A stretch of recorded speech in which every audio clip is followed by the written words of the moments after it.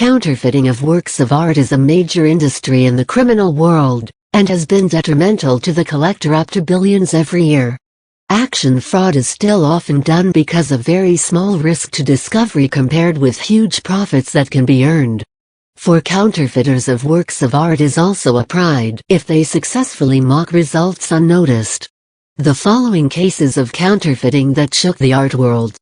The painting forger Elmire de Hory.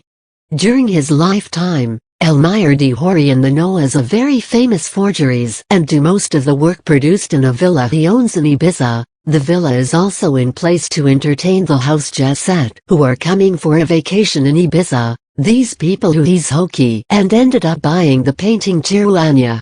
The life story of Elmire also briefly immortalized in a documentary titled F4 Fake and the role by actor Orson Welles in 1973.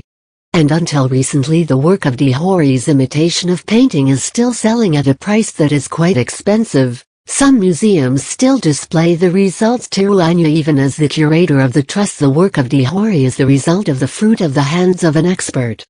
De Hory's many youth spent moving from one city to another. There's not much that can be excavated from the origins of de Hory, in addition to some information coming out of the mouth of the expert in emulating this. Namely that he was born in Hungary and the rest of his family died in a suicide by the Nazis during World War II. In 1947 he moved to New York City, and began to study painting, but unfortunately the results of his own thus it never sold well, unlike when he imitates the painting of other people who sold out very quickly. De Hory is also always used the old canvas to the authentic and the results produced. The act of forgery perpetrated de Hory belongs went smoothly because during the 20 years he managed to deceive many people with false works of painting, until in 1967 a former governor of Texas who have bought more than 100 mock lucre and de Hory realized that he had been deceived and reported there as the police and become the greatest work of art forgery scandals ever.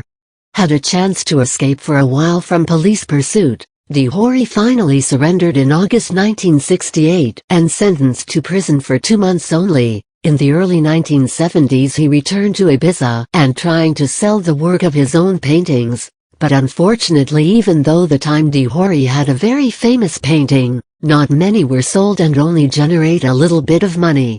In 1976, after hearing the news when her will and extradition from Spain to France to responsible for a crime of forgery which he had done during his youth, de Hory who feel depressed choose to commit suicide by drinking a lot of sleeping pills. She is found by Mark Forgy was a bodyguard who is also the gay lover of de Hory. According to confessions Forgy found Elmire when already in a state of dying and finally died in her arms. The ironic thing is now the work of de Hory's imitation of painting also becomes an object for the other copycat and is a lucrative business, because the land could generate several $1,000s for each of his paintings. Sekai the fake painting suppliers. Sekai career as a forger of the artwork can be said shined brightly in the sense that bad. Many are aware there is an error in the paper mock during the painting looks quite similar to the original which is quite famous and can be sold at a great price. It's what makes unscrupulous could be filthy rich and funded his lifestyle which is very flamboyant. By the time he finally captured in 2004 an already running the counterfeiting business worth millions of dollars, after earlier was simply an immigrant origin Iran who came to America in 1960. During a successful career as a forger he has turned into a supplier of art and is also an important figure in Iran-American community who were there. He even regularly sell works of Tirwania on the Pembe of Japan considered selling their knockoffs on foreigners, thanks to which he can produce up to $3.5 million per month that clearly raises class as a purveyor of artwork. One of the results of the Tirwania are sold with very expensive is the illusion of a French impressionist artist named Marc Chagall, which sold up to $300,000 at an auction in 1990. That is so weird as a few years later he sold the paintings of Chagall's the same on an original Japan businessman at a price more than $500,000. It's what makes the FBI's suspicions began. They began to investigate Ellie Sekai and realized that Ellie was a supplier of fake paintings. They are actually very simple motive Ellie. She just bought some paintings on some of the great artists who are not yet so famous then Mangondakania with a few knockoffs, which he then sold to several people at once, to trick the customers. Eli also duplicate certificate of authenticity of the paintings that she was selling. This proved to be quite successful, because he successfully commit fraud until 2004 when he ended up in the catch. But there are still some remaining questions in this case. Who forged paintings on sale? Eli? Ellie was not a painter. He does not know any reserved painting? Up to now, that question has yet to succeed in the answer. The case of falsification of Wacker. The current painting works of Vincent van Gogh are still often at auctions everywhere, and sold at a price of millions of dollars, and make Van Gogh became an artist who is regarded as the best in the world. But the genius of Van Gogh not just recently, in fact his genius even been worldwide since the beginning of the 20th century. This is a man who inspires the origin of Germany named Otto Wacker to forge a massive work of Van Gogh in 1927. While it claimed to have the Wacker 33 paintings by Van Gogh, dozens of curator of paintings and artworks direct suppliers flocked to their bid. But there is one thing that no one in the know the curator it is. The painting turned out to be false. Greetring and Walter Filchenfeld, a manager of an art gallery that finally managed to buy all the painting, originally was not aware that the painting was a fake. Before a gaffe occurs, they are originally and the promised would receive all of the painting together where, finally received only 29 paintings on delivery, so they ask for Wacker to immediately mengirimka the 4 remaining paintings in existence. But other irregularities appear when 4 other paintings ended up posted by Wacker. When examined it turns out it isn't a masterpiece painting Van Gogh painting but the newly painted. They finally had to remove fake Van Gogh painting from exhibition events they have planned, for maintaining the reputation of their gallery. It took more than 5 years for scholars, curators and also supplier of artwork to examine the results of the clone of Wacker. This is because Wacker is a revolutionary in the field of counterfeiting and the first person to use the chemicals to make painting Tiruanya look so authentic, and very extreme in doing the detail painting Tiruanya.